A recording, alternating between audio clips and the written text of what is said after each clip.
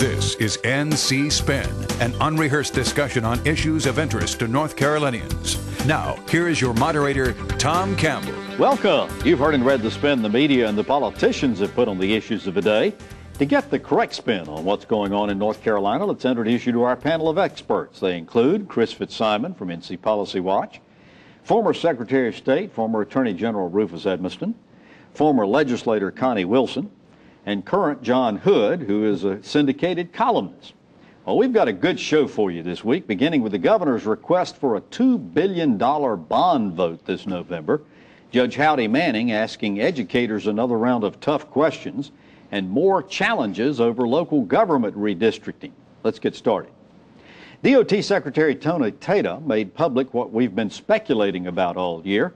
Governor McCrory wants a special election this November to ask voters to approve a $1.4 billion bond referendum for transportation projects, another $1.4 billion to repair and replace many crumbling state buildings. This won't be the biggest bond referendum put before our voters. You might remember in 2000 we passed a $3.1 billion package for universities and community colleges. I want to ask all of our panelists to tell us what you think of the governor's proposal for the November election. And Connie Wilson, we'll start with you. It's been interesting to listen down at the legislative building. Early in the session, there were a couple polls taken, and I think from what I was hearing, the highest percent that voters were supporting was around 40%, which for a legislator isn't very good because they're thinking, I go through all the pressure of passing a bill and then the votes aren't there. There are going to be some other ideas popping up this week.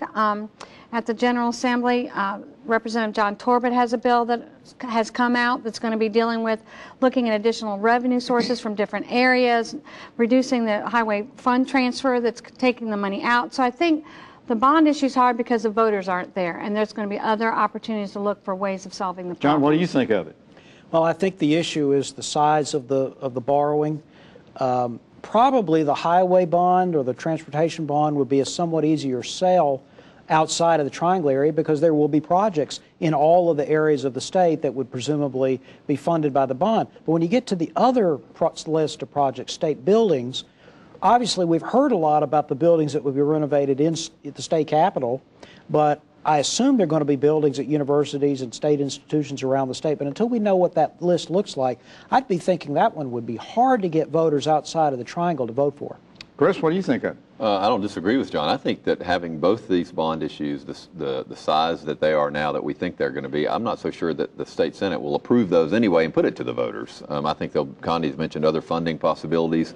I'm not saying these are a bad idea, but I think it's going to be a tough sell to get both these bonds for this amount past the General Assembly this year on the ballot this fall. I think the highway bond is very likely to be on the ballot, and I think very likely to pass, but I'm not sure the legislature is going to approve both of them. Rufus? There's a lot of misinformation about it. First of all, you've got 30 roads that are ready to go.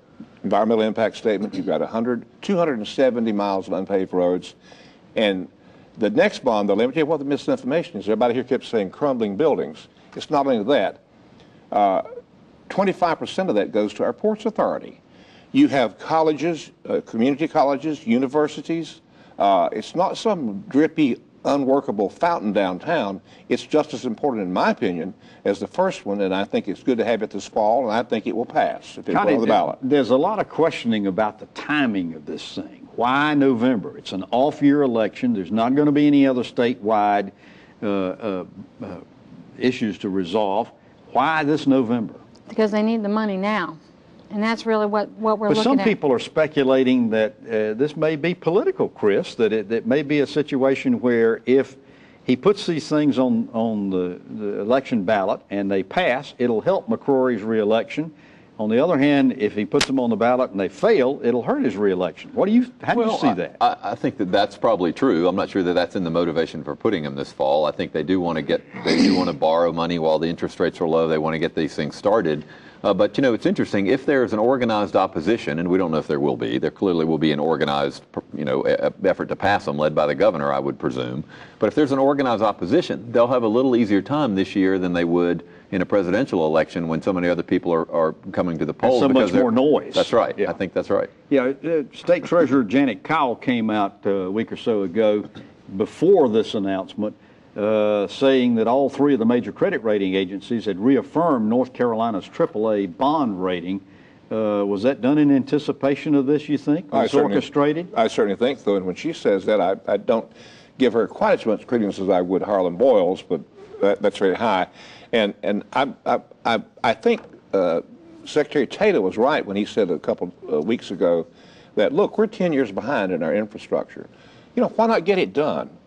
Let's get with it before something else happens. The bond rates are low. I mean, that's an argument for borrowing now. We have done odd-numbered year referendums in the past. I recall there was a significant referendum package in '93 that was on municipal ballots, local government ballots, in an odd-year election. So it's not unheard of. I just think that the total amount of money at one time is really the challenge. I think there's a lot of support for issuing bonds to do construction when rates are low. It makes a lot of sense, but the sheer size of it is the challenge. And I want to jump in and say one quick thing about the highway bond, which is this is not going to solve our highway infrastructure funding needs. We still haven't figured out how to pay for it. I'm a little worried that the perception is going to be, oh, we passed the highway bond, now don't worry me with any new revenue. And the messaging, Tom, on the second part's not been good. This includes parks and other things. All right. Well, if you like NC Spin and you want more, be sure to visit our website, ncspin.com, or visit NC Spin on Facebook. We have exclusive video footage you can't get anywhere else, plus you can read perspectives from opinion leaders across the state. More balanced debate from the Old North State on ncspin.com or NCSpin on Facebook or at NCSpin Tweets. After we come back from these messages, we talk about Judge Manning taking on educators. NC Spin will return after these messages. Phones are getting smarter, cars more efficient, TVs bigger and more stunning. Imagine the same innovation from agriculture. Meet the Plant Sciences Initiative at NC State, a proposed state-of-the-art research complex where world-class researchers will tackle agriculture's toughest challenges, like feeding the world's rapidly growing population while preserving natural resources for future generations. Join Farm Bureau and NC State in moving North Carolina to the forefront of ag research in the world. Visit keepaggrowing.org.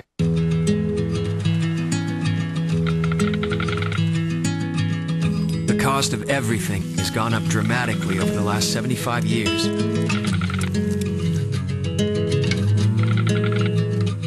With one exception, keeping electricity affordable. That's the power of your co-op membership. Learn more at togetherwesave.com. North Carolina's Touchstone Energy Cooperatives, looking out for you. Every year, North Carolina patients undergo 635,000 same-day surgeries. 72% of these surgeries are performed in our highest-cost hospital facilities, adding as much as $2,000 to every procedure. The state's outdated Certificate of Need law prevents competition from lower-cost, higher-quality same-day surgery centers, inflating healthcare costs and limiting patient choice. Tell state lawmakers it's time to lower healthcare costs now. It's time to make a simple fix to an outdated law, increasing patient choice and lowering healthcare costs now.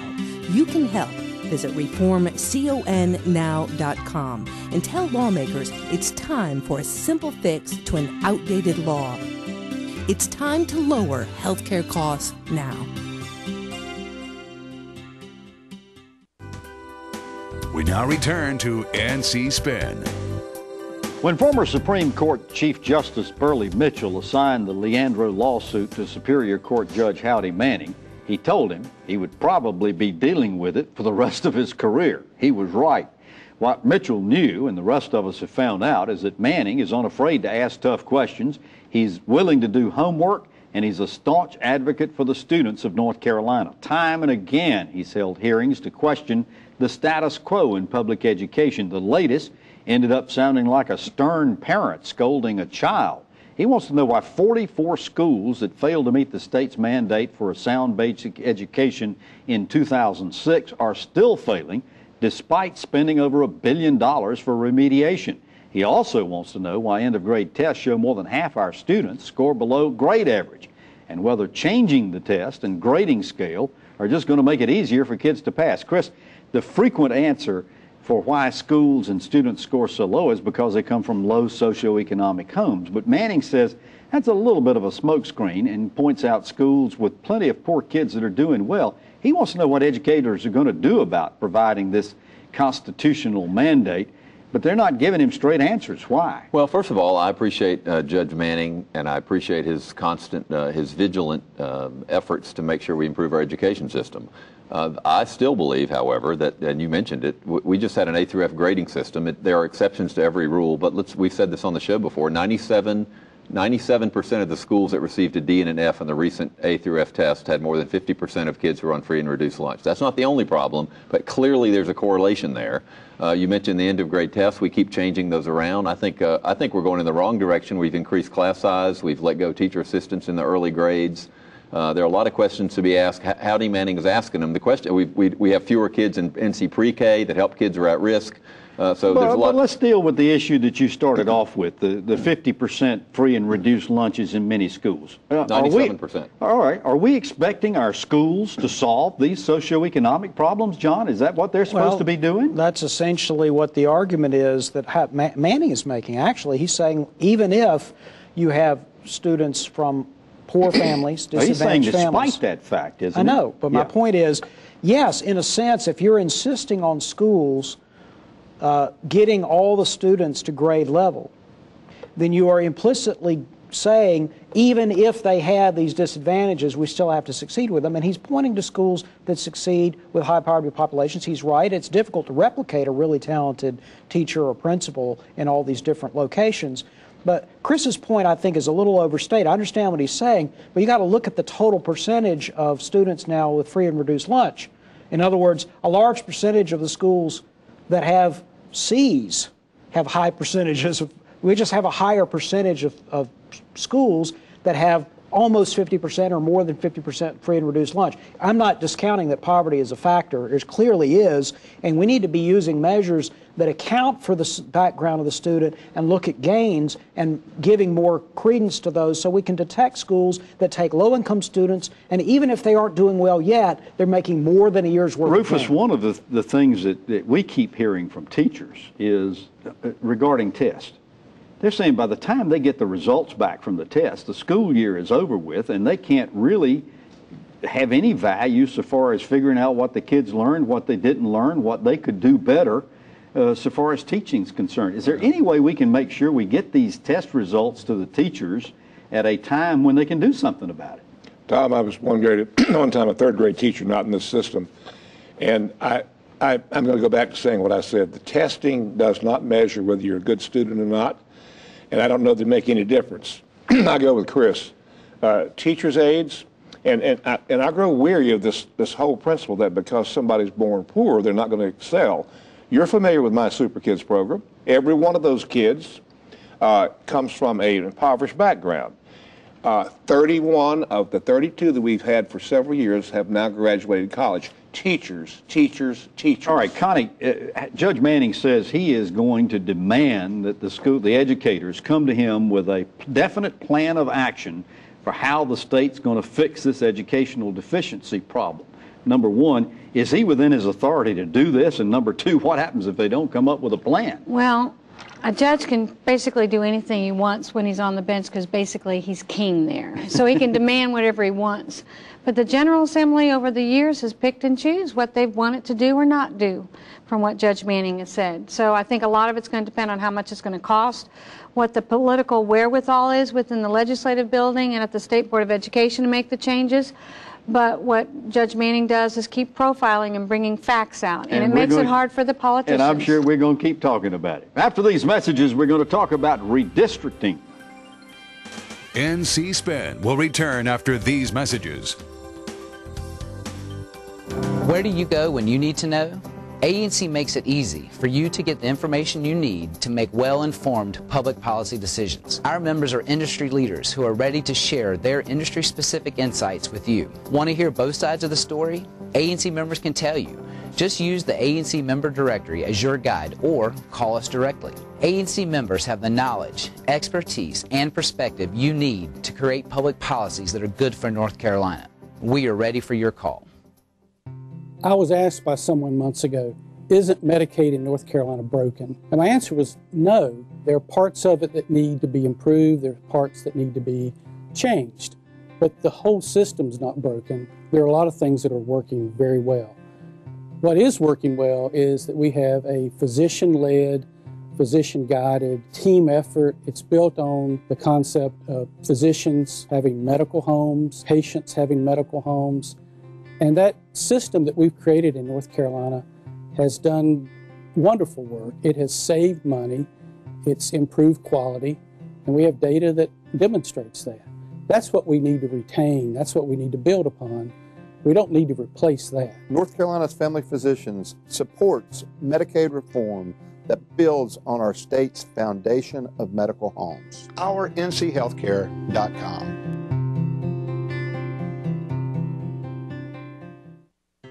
Does your North Carolina business or organization have a story to tell? I'm Richard Campbell, and at Carolina Broadcasting and Publishing, we help tell stories that connect you to the people who will respond. We take the time to understand our clients' needs and what makes them unique.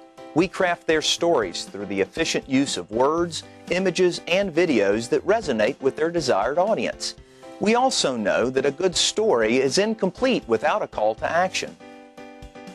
On video, on air, online, and in print, from concept to final production, no one can help tell your story more effectively or affordably than we can. For special introductory offers, visit carolinabroadcasting.com or call 919-832-1416. Again, that's carolinabroadcasting.com. Let us help tell your story today.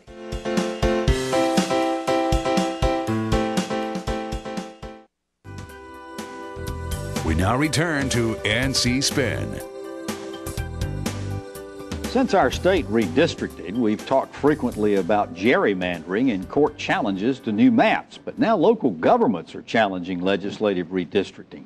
14 citizens and the Raleigh-Wake Citizens Association filed a federal lawsuit this past week challenging the legislature's changing of rules for electing county commissioners in Wake County. The suit claims racial gerrymandering and weakening of the power of urban voters while strengthening suburban and rural voters. Greensboro officials have lawyered up, and they're fighting an attempt to restructure the Greensboro City Council and make it easier for Republicans to get elected. Rufus, you served as our state attorney general for many years. What do you think of these efforts to prevent the legislature from gerrymandering? You don't know anything. You don't know what's going to happen in the courts today, but I will put it this way, that we used to leave the locals alone and let them request what they wanted. However, there are 2 points to these lawsuits. One is that one vote, one person, one man, one vote, and the second part is racial. Both of those are in that area, and you're in a federal court situation. It seems to be better a chance of winning against some of these laws, as we've seen in some of the lower federal courts today. So you may think, okay, the legislature can do what it wants to do, but it cannot mess with race, and it cannot mess with one man, one vote, and that's what all these suits are about. Well, and that raises the question, Connie, what are the legislators trying to solve here? Are they just interested in better and fairer elections, or are they interested in electing more Republicans? Or is the answer yes to both? It might be. I think beauty is in the eye of the beholder, and that there have been frustrations with some of these legislators with the way districts are structured, or maybe being all at large, and how that can change election results or impact how much influence one man, one vote might have because of the way it's structured. There's lots of different ways to do it, and in North Carolina, the General Assembly has the last say. All right, so Chris, if what they're really interested in is the voting power of one person and at-large voting districts, if this is such a great idea, why not go across the board for every community and every county in North Carolina and say, okay, this is going to be the way we're going to elect? Well, it'd be more honest if they would just have a bill tomorrow to restructure and redistrict every county commission and every city council in North Carolina. Of course, they're not going to do that. They're picking and choosing. They're going to places not only where there are Democrats elected, they want Republicans, but places where they're not Republican enough. School boards, cities like Trinity, towns like Trinity. It's gotten really absurd, and I think it's fascinating that, thank goodness, some Republicans in the House are standing up to at least the Greensboro redistricting and asking for a vote of the people saying the people of Greensboro ought to have a say citywide about whether they want to change the way they elect their city council. The Senate bill that passed did not have that in it, so it'll be an interesting debate to see if they at least they tried to do that in Wake County as well, and that was defeated. So if the people really support this in the local community, let's let them have a vote on it. So why shouldn't they have a vote, John? No, I tend to think that's a good idea. I think there's a lot of partisan motivation here, and it's pretty obvious. But I also think there is a truly legitimate issue about when counties get to a certain population size. You know, back in the day when almost all the counties had at-large races, even Mecklenburg County, which was then the most populous county, was way smaller than it is today. You've got counties that you have, you know, almost 1 million people in them. At some point, you do need to break those up into districts with some kind of at-large representation, like Mecklenburg has, like Guilford has. I think actually Wake County should have that. The debate in my mind is about the shape of the districts. That's where there's a partisan intent, partisan on both sides trying to game the system. But actually, there's a pretty good government argument, not for making all the counties district, because all the small ones. Well, but why about all the counties of the same size? That's right. It's exactly what I'm getting at. When you get to a certain population size, it makes sense to have districts, in my view, and the same would be true for large cities. For one woman, one vote. How about 2 women, 1 vote? Let's be real about this. Or 2 votes. It's 4 months after the Republicans lost handily in the Wake County election that the bill was introduced. They've been in power for 4 years. The 5th year they lose the local election. Now they want to redistrict. They're not just doing it in the big counties, they're doing it in small towns. You're absolutely right. But how did Mecklenburg County go from at-large, which it used to have, to districts? I'm not saying the Democrats didn't do it either, but I'm saying, but it's not just big counties either. They're doing small towns that they don't like. My point is this is unprecedented in the scope and the breadth of what they're doing. What I'm saying is both sides have used their legislative authority to redo local governments to benefit their parties. And what I'm saying is in both cases, the Democrats did it in Mecklenburg, the Republicans did it in Wake. Actually, it's a good idea to make districts in large counties. So how's this court challenge going to turn out? Well, it may turn out in favor of the people filing because you can't mess with race. And you can't mess with one woman, one man, one woman vote. But this is the same group that did the legislative redistricting maps and understand the voting laws extremely well and what's allowed and what's not allowed. Let me just say that everything people thought about how the Voting Rights Act interacts with redistricting has been shaken up by a recent federal case. Yes. So we actually no longer know. I mean, and that's one of the biggest problems. The Supreme Court has given so much contradictory and convoluted guidance about the Voting Rights Act. Nobody really knows what it means. All right, after these messages, we're going to ask the panel to tell us something we don't know. NC Spin is brought to you in part by the North Carolina Farm Bureau. The Farm Bureau and Agriculture. We keep North Carolina growing. Hi, I'm Linda Loveland. I want the best for my kids. Feeding them foods they like within my budget is a priority. But what do we really know about these foods? North Carolina farmers and food experts give you a website to find it all. FeedTheDialogueNC.com, a place where moms like you and me can learn more about the foods we eat and the farmers that feed us. Check it out. Add your input and help feed the dialogue. Let's talk food at FeedTheDialogueNC.com. Nobody ever imagined a mammogram machine being subject to CON law. If I want to invest our business dollars into technology that I think is going to benefit my patients, my customers, we should be able to do that. I think it's time to take a law that was intended to protect the citizens of North Carolina and now is harming them and change it. I'm Dr. Bruce Schroeder, and I support CON reform. Visit reformconnow.com. Medicaid system is not a perfect system. There are things that could be changed, but there's a lot that's going well with the system. Community Care of North Carolina is in place. It's a team of nurses, advisors, caregivers who help us out. We want to call and say, look, I've got Miss So-and-so here. She needs to have her weight checked each day because she's got congestive heart failure. Can you send one of those monitors out to the house and keep an eye on this and let me know if her weight goes up too much, because if it does, she's retaining fluid and she's going to be back in the hospital. We work together with them. That's a great system. It saves a lot of money. It's proven to work. We're not opposed to changing the things that need to be changed, but let's not throw out everything that we worked for the past 15 to 20 years. North Carolina's Family Physicians supports Medicaid reform that builds on our state's foundation of medical homes. OurNCHealthcare.com. We now return to NC Spin. One of my favorite parts of the show, we ask the panel to tell us something we don't know. They get to choose what they want to talk about and sound off on it for a few seconds. John Hood, we'll start with you. Tom, I often try to talk about how North Carolina ranks in various ways during this segment. I'm going to give you a couple of rankings. Depending upon the measure, we typically rank in the bottom 10 or so in alcohol consumption per capita, and in the top 10 or so in soft drink consumption per capita. That's no accident. States that drink a lot of beer don't typically drink a lot of Coca-Cola and vice versa. Pepsi-Cola, please, in North Carolina. In North Carolina, but actually almost all the soft drinks were invented in the southern states or in Missouri. Yes. And it was an alternative, a soft drink as opposed to the hard drinks. Yeah. So there's still tradition. I mean, we got a lot of Yankees, but we're still drinking soft what does drinks. that say about us? I vote for chair wine.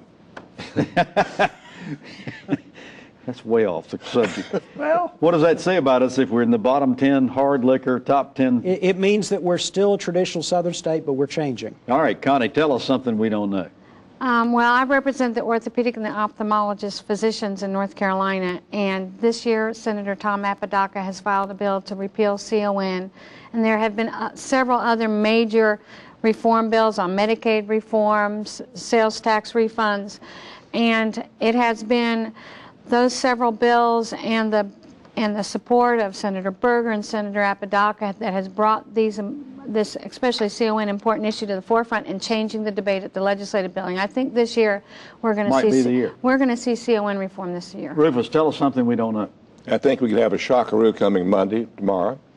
The Supreme Court will have on its agenda calendar, they call it, a vote on the redistricting cases. They're far from over in North Carolina. The Alabama case simply said that we got problems. I think they could find North Carolina is very much like Alabama and overturn or send back our redistricting. Chris, I got 30 seconds. Tell us Well, I'll something. do a quick one. This was a bill filing deadline this past week. There was a big rush of bills in the House. One of the most bizarre ones I thought was Representative Nelson Dollar and Representative John Bell. They want to allow lottery ticket vending machines in liquor stores. Now, I'm not making that up. That was a bill filed in the General Assembly. What about at soda fountains? So I've got enough problems with the lottery. We don't need to be selling lottery tickets in the liquor stores. Interesting. I had not heard that. That's an interesting one. Well, you've heard our spin on the issues of the day. To stay informed all during the week, give your feedback, and you can read our weekly column. Be sure to visit our website, ncspin.com, or catch NC Spin on Facebook. And we hope you'll join us next week when we'll take on more balanced debate for the Old North State. Until then, stay informed and watch out for the spin. Join us next week and get the spin on issues facing our state.